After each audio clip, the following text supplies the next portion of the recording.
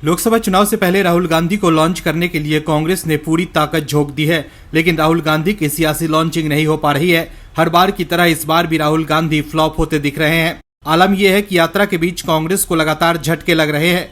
कांग्रेस के साथ देश के लोग तो जुड़ नहीं रहे हैं और जो लोग पार्टी में हैं वो इस्तीफा देकर बीजेपी में शामिल होते जा रहे हैं। ऐसे में यात्रा को फ्लॉप होता देख कांग्रेस में खलबली मच गई है। युवराज के चक्कर में कांग्रेस के नेताओं को क्या क्या नहीं करना पड़ रहा है, फिर भी कांग्रेस के लिए लगातार बुरी खबर आ रही है। राहुल गांधी की यात्रा की शुरुआत 14 जनवरी 2024 को मणिपुर से हुई थी। शेड्यूल के मुताबिक इसे 20 मार्च को समाप्त होना था। हालांकि अब ये यात्रा 4 दिन पहले 16 मार्च को समाप्त हो रही है। राहुल गांधी यात्रा भी समय पर खत्म नहीं कर पाए। 4 दिन पहले ही यात्रा समाप्त हो रही है। कहीं इसकी वजह कांग्रेस के साथ हो रहे कांड तो नहीं है, क्योंकि बीते दिनों ही कांग्रेस को 2 बड़े झटके लगे हैं और अब खबर आ रही है कि राहुल गांधी की यात्रा समय से पहले समाप्त हो रही है। क्या राहुल को डर है कि यात्रा के बीच कांग्रेस को ऐसे झटके और लग सकते हैं? इस खबर में आगे आपको बताएंगे कि कांग्रेस के साथ क्या कांड हुआ है। इसके अलावा अरविंद केजरीवाल के बारे में भी बताएंगे आपको कि कैसे केजरीवाल के नहले पर मोदी सरकार ने मारा है दहला। तो बने रहिए वीडियो में अंत तक और देखिए हमारी ये खास रिपोर्ट। 2024 में एक बार फिर पीएम मोदी को प्रचंड बहुमत के साथ वापसी करता देख राहुल गांधी के पसीने छूटने लगे हैं। राहुल गांधी समझ गए हैं कि इस बार भी बाजी हाथ से निकल गई है। यही वजह है कि अपनी हार देख राहुल गांधी तिलमिला गए हैं। लोकसभा चुनाव से पहले विपक्ष एक बार फिर अपने ही बिछाए जाल में फंस गया है। विपक्षी दल अपनी ही गलती की वजह से आज अपना अस्तित्व बचाते फिर रहे हैं। एक तरफ जहां पीएम मोदी जैसे मजबूत नेता हैं जिनकी धमक विदेशों में भी सुनाई देती है, वहीं दूसरी तरफ परिवारवाद से ग्रसित वो नेता हैं जिनकी अपनी पार्टी में भी नहीं चलती है। उनकी पार्टी के नेता उन्हें ही खरी खोटी सुनाकर पार्टी से इस्तीफा दे देते हैं। विपक्षी दल सिर्फ अपने परिवार को आगे बढ़ाने में लगे रहते हैं। ऐसे में जब पीएम मोदी देश को अपना परिवार कहते हैं तो इन्हें तकलीफ होती है। इनमें राहुल गांधी भी शामिल है, लेकिन इस बार पीएम मोदी और बीजेपी ने विपक्ष को ऐसा फंसाया है कि राहुल गांधी भी बेचैन हो गए हैं। दरअसल आगामी लोकसभा चुनाव से पहले बीजेपी ने मैं हूं मोदी का परिवार कैंपेन शुरू किया है। इस अभियान के तहत बीजेपी नेताओं ने अपने अपने सोशल मीडिया प्लेटफॉर्म पर नाम के आगे मैं हूं मोदी का परिवार जोड़ा है। इस कैंपेन को लेकर विपक्ष की नींद गायब हो गई है, क्योंकि 2019 के लोकसभा चुनाव से पहले बीजेपी ने मैं भी चौकीदार कैंपेन चलाया था, जिससे विपक्ष का सुपड़ा साफ हो गया था। उस वक्त राहुल गांधी ने चौकीदार चोर है का नारा दिया था, लेकिन बीजेपी ने मैं भी चौकीदार कैंपेन से जवाब दिया था।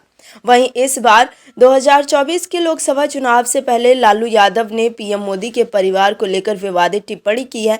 ऐसे में इस बार बीजेपी ने मैं हूं मोदी का परिवार कैंपेन शुरू किया है। वहीं बीजेपी के इस कैंपेन से विपक्ष में खलबली मच गई है। बीजेपी के इस कैंपेन को लेकर विपक्ष को इतना डर है कि राहुल गांधी समेत विपक्ष के कई नेताओं ने बीजेपी पर निशाना साधा है। राहुल गांधी ने बीजेपी के मैं हूं मोदी का परिवार कैंपेन को लेकर सोशल मीडिया प्लेटफॉर्म एक्स पर अरबपति कारोबारी गौतम अडानी की तस्वीर को शेयर करते हुए लिखा है कि किसान, कर्जदार, युवा, बेरोजगार, मजदूर लाचार और देश लूट रहा है मोदी का असली परिवार। वहीं राहुल गांधी के अलावा कांग्रेस के दूसरे नेताओं ने बीजेपी पर असल मुद्दे से ध्यान भटकाने के लिए ये अभियान चलाने का आरोप लगाया है। एक तस्वीर शेयर कर सुप्रिया श्रीनेत ने लिखा है कि पीएम मोदी इन परिवार पर अन्याय क्यों। वहीं जयराम रमेश ने एक्स पर लिखा कि किसानों की हत्या, महिलाओं पर अत्याचार, यही है मोदी का असली परिवार। इसके अलावा भी कांग्रेस के नेता बीजेपी के इस मैं हूं मोदी का परिवार कैंपेन को लेकर सोशल मीडिया पर अपनी भड़ास निकाल रहे हैं। कांग्रेस के नेता समझ गए हैं कि इस बार भी बीजेपी को बड़ा सियासी हथियार मिल गया है। राहुल गांधी भूले नहीं होंगे कि कैसे उन्होंने 2019 के लोकसभा चुनाव में चौकीदार चोर है का नारा देकर गलती की थी। ऐसे में इस बार चुनाव से पहले ही युवराज और उनके करीबियों की बेचैनी बढ़ गई है। वहीं पीएम मोदी ने लालू यादव के दिए बयान के जवाब में कहा कि आज अपने परिवार के लिए करप्शन करने वाले लोग मेरे परिवार के बारे में पूछ रहे हैं। पीएम मोदी ने कहा है कि आज देश कह रहा है कि मैं हूं मोदी का परिवार। लोकसभा चुनाव से पहले कांग्रेस की मुश्किलें कम नहीं हो रही है। राहुल गांधी के चक्कर में कांग्रेस की लुटिया डूबती जा रही है। पीएम मोदी के खौफ में विपक्षी दल एकजुट हुए हैं, लेकिन फिर भी विपक्ष के साथ कुछ भी अच्छा नहीं हो रहा है। राहुल गांधी भी यात्रा निकाल कर खूब जोर लगा रहे हैं, लेकिन फिर भी मोदी लहर के सामने टिक नहीं पा रहे हैं। राहुल गांधी सोच रहे होंगे कि अब वो क्या करें जिससे पार्टी का कुछ भला हो जाए, क्योंकि अब तो कांग्रेस के वो नेता भी मोदी मोदी करने लगे हैं जो कभी पीएम मोदी के खिलाफ कांग्रेस का चेहरा हुआ करते थे। कांग्रेस के पुराने नेता भी अब समझ गए हैं कि युवराज के चक्कर में उनका बचा हुआ सियासी करियर भी खत्म हो जाएगा। ऐसे में अब पीएम मोदी ही उन्हें बचा सकते हैं। यही वजह है कि कांग्रेस में भगदड़ मच गई है और लोकसभा चुनाव से पहले कांग्रेस के बड़े बड़े नेता इस्तीफा देकर बीजेपी में शामिल हो रहे हैं। लेकिन सबसे दिलचस्प बात यह है कि कांग्रेस के ये नेता बीजेपी में तो शामिल हो ही रहे हैं, साथ ही राहुल गांधी को एक्सपोज भी कर रहे हैं। दरअसल राहुल गांधी की भारत जोड़ो न्याय यात्रा के बीच कांग्रेस को झटके पर झटके लग रहे हैं। राहुल गांधी की यात्रा के गुजरात पहुंचने से पहले वहां कांग्रेस को एक ही दिन में 2 बड़े झटके लगे। पहले प्रदेश कांग्रेस के कार्यकारी अध्यक्ष अम्बरीश डेर ने पार्टी के सभी पदों से इस्तीफा दिया। उसके बाद पार्टी के कद्दावर नेता और पोरबंदर से विधायक अर्जुन मोढवाडिया ने विधायक पद से इस्तीफा दे दिया है। वहीं कांग्रेस से इस्तीफा देने के बाद अर्जुन मोढवाडिया बीजेपी में शामिल हो गए हैं। मोढवाडिया ने 10 जनवरी को सबसे पहले पार्टी के राम मंदिर प्राण प्रतिष्ठा समारोह को लेकर लिए गए स्टैंड का विरोध किया था। इसके बाद से उनके लगातार बीजेपी में जाने की अटकलें लग रही थी। मोढवाडिया ने कांग्रेस छोड़ने से पहले सोशल मीडिया पर अपने बायो में बदलाव किया और फिर सीधे विधानसभा अध्यक्ष शंकर चौधरी के पास पहुंचकर अपना इस्तीफा सौंप दिया। अर्जुन मोढवाडिया कांग्रेस से 1997 से जुड़े थे।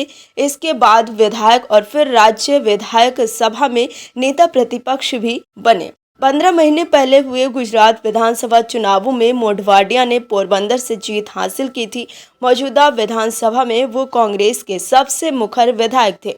मोढवाडिया 2004 से 2007 के बीच राज्य में पीएम नरेंद्र मोदी के सामने कांग्रेस की ओर से प्रमुख चेहरा थे। वहीं विधानसभा की सदस्यता और कांग्रेस से इस्तीफा देने के बाद कांग्रेस पर निशाना साधते हुए अर्जुन मोढवाडिया ने कहा है कि वो किसी डर से ऐसा नहीं कर रहे हैं। मोढवाडिया ने कहा कि कांग्रेस में पिछले 5 से 7 सालों से राज्य और केंद्र के स्तर पर कुछ भी ठीक नहीं चल रहा है।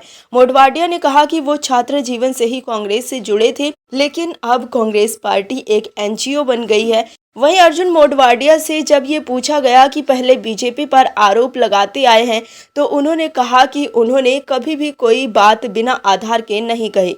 मोढवाडिया ने प्रधानमंत्री नरेंद्र मोदी का गुजरात का लाडला और गर्व का बेटा बताया। उन्होंने कहा कि प्रधानमंत्री कोई भी हो, उसका सम्मान जरूरी है। करीब 40 वर्षों तक पार्टी के साथ जुड़े रहे मोढवाडिया पार्टी नेतृत्व की तरफ से राम मंदिर प्राण प्रतिष्ठा समारोह का न्योता ठुकराए जाने से आहत थे। पीएम मोदी ने केजरीवाल के फ्री बिजली स्कीम की तोड़ निकाल ली है। केजरीवाल की फ्री बिजली स्कीम की वजह से कई लोग आम आदमी पार्टी को वोट देते हैं, लेकिन अब पीएम मोदी ने केजरीवाल के इस योजना की हवा निकाल दी है। लोकसभा चुनाव 2024 से पहले पीएम मोदी एक्शन में है।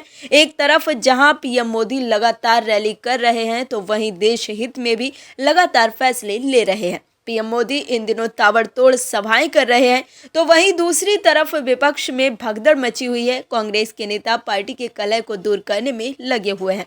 बड़ी मुश्किल से हिमाचल में कांग्रेस की सरकार बची है, लेकिन कब तक कांग्रेस हिमाचल में सरकार बचा पाएगी, ये बड़ा सवाल है। कुल मिलाकर देखें तो लोकसभा चुनाव से पहले कांग्रेस बैकफुट पर है, वहीं बीजेपी फ्रंट फुट से खेल रही है। और अब लोकसभा चुनाव से ठीक पहले मोदी सरकार ने बड़ा फैसला ले लिया है, जिससे लोकसभा चुनाव में पार्टी को फायदा हो सकता है। दरअसल पीएम सूर्य घर मुफ्त बिजली योजना के तहत 1 करोड़ घरों को 300 यूनिट्स की बिजली मुफ्त दी जाएगी। इस योजना के तहत 75,000 करोड़ से अधिक का निवेश भारत सरकार करेगी। इसके तहत 1 करोड़ घरों की छतों पर सोलर पैनल लगाए जाएंगे। इस योजना के तहत 2 किलोवाट सिस्टम्स के रेजिडेंशियल रूफटॉप सोलर के लिए कुल सिस्टम्स में लागत का 60% रकम की केंद्रीय वित्तीय मदद भी दी जाएगी। 2 से 3 किलोवाट के सिस्टम की लागत का 40% हिस्सा सरकार देगी। सरकार 1 किलोवाट सिस्टम्स पर 30,000 रुपए की सरकार सब्सिडी देगी। 2 किलोवाट पर 60,000 रुपये और 3 किलोवाट सिस्टम्स पर 78,000 रुपये तक की सब्सिडी मिलेगी।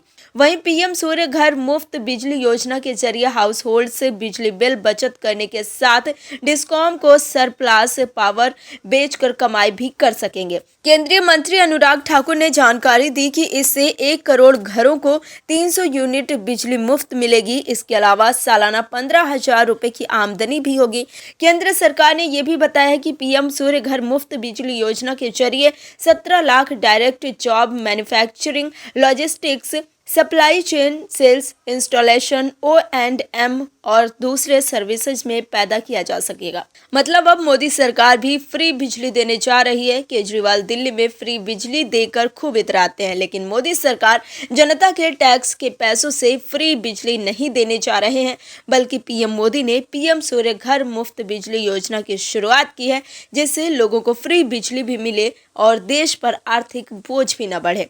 इसके साथ ही इस योजना की वजह से लोगों की भी कमाई हो सकेगी। Bureau report, OMH news. और भी वीडियोस देखने के लिए चैनल को सब्सक्राइब करें और बेल आइकन को दबाएं।